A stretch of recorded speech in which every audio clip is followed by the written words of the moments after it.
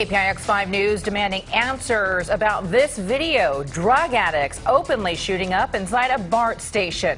We take it to the people in charge to ask, how could you let it get this bad? Appalling, no excuse. Those were some of the reactions to the video that we first showed you yesterday. But what is BART actually going to do about it? KPIX 5's Wilson Walker went to the BART board meeting to push for some answers. What'd you find out, Wilson? Well, right now, our entire region is struggling to find answers for an explosion of homelessness and cheap, powerful narcotics. And if you're BART, well, you are not immune to the problems in the communities you serve. You know, this is a very sobering video to see. I'm frankly glad that the writer has shared this. That is Bevan Duffy, the BART director responsible for Civic Center Station, scene of the video we have been showing you. We're losing some riders, and I know it's because of these circumstances, and so we're going to work very hard to see a change. What would it take to have one person around the clock to prevent that kind of scene?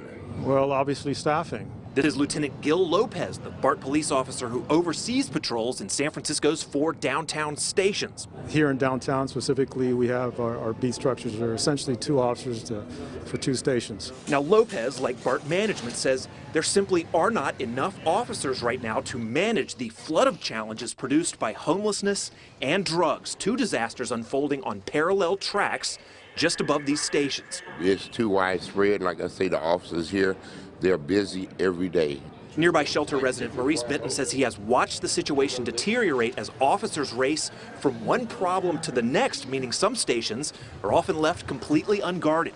This is the first time I have ever seen them here, and I've come through here at different times of the day, and this is my first time ever seeing them. BART is trying to hire dozens of more employees specifically for these kinds of issues, but that is presenting another problem for the agency. BART has not been the most attractive place for candidates to be police officers to go, and we're trying to change that. So for now, the city is trying to offer help? Yes, I have seen homeless outreach people come down here to offer services. But so far, both the city and BART have proven no match for a human crisis that offers no easy solutions. Has this problem just gotten markedly worse recently? Yes, it has.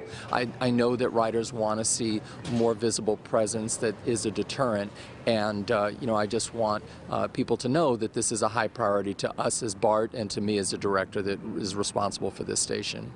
Now, one little change that we might see coming out of this, we've run all this video by BART, the police have looked at it, and one thing they've noticed, that the consistency of the timing of those problems, they think it might be driven by some shift changes with employees that happen right after those stations open in the morning. They're going to look at that and see if they can get some more consistent staffing around Civic Center and avoid that problem. We will keep an eye on it and we will keep you posted. Wilson Walker, KPIX 5.